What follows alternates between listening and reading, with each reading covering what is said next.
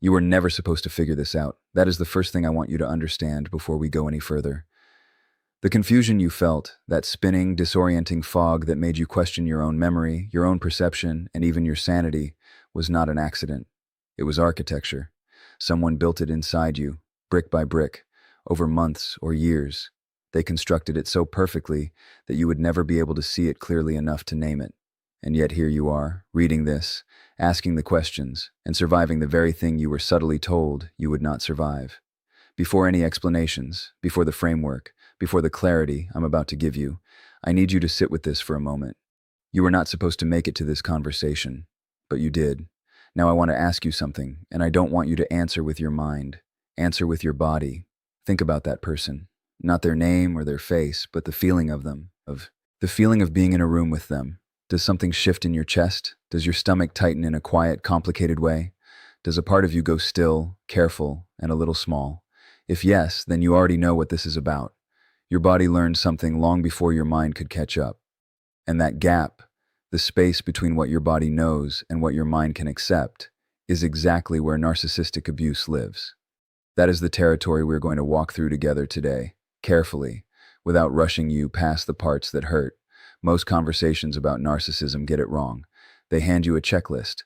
Does this person lie? Do they manipulate? Do they lack empathy? You check the boxes, maybe all of them, and yet something strange happens. You still don't leave. You still don't feel free. You still find yourself defending them at 2 a.m, softening their edges, explaining away the things you clearly saw, and you wonder what's wrong with you. Why can you see it so clearly in other people's relationships but not your own? Why doesn't knowing the word narcissist make the pain stop? The answer is not that you are weak or stupid. The answer is that what happened to you was never primarily a mind experience. It was a nervous system experience. You cannot think your way out of something that was never installed in your thinking.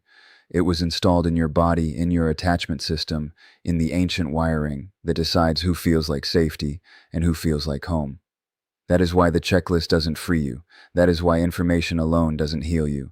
That is why you can watch 100 videos about narcissism and still pick up the phone when they call. Because the part of you still tangled in this is not the part that watches videos. It is the part that learned early and deeply that love and confusion belong together.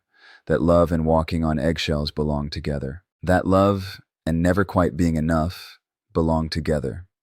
Let me be very precise. I am not saying you were broken or damaged beyond repair. I am saying you were shaped, possibly long before this person ever arrived, by experiences that made you the perfect target for someone who needed exactly someone like you.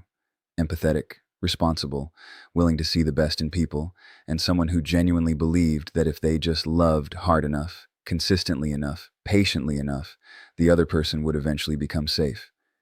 That belief is not a flaw. It is evidence of an enormous heart, but it is also the precise belief a narcissist depends on. They don't consciously plan it. They simply feel for it like a key feels for a lock. And when they find it, something in them relaxes because they have found someone who will do the hardest work of the relationship for them, feel the guilt they refuse to feel, carry the shame they deflect, and endlessly repair the ruptures they create. This is not a monster and a victim. It is a system. 2 nervous systems locked in a pattern that serves one person's avoidance while quietly costing the other everything. Your openness was never the problem. It was always the gift. They simply could not deserve it. And deep down, beneath the performance and grandiosity, they knew it. Instead of admitting their emptiness, they made it your fault. Your needs were too much. Your feelings were too sensitive. Your love was suffocating. You were not supposed to survive that level of psychological re-engineering.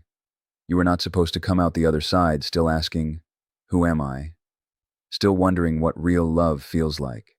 Still capable of sitting with this discomfort in search of truth. But here you are. And that, more than anything, is what I need you to hold on to. You already survived the hardest part. What comes next is not survival. What comes next is understanding. And true understanding is where freedom begins.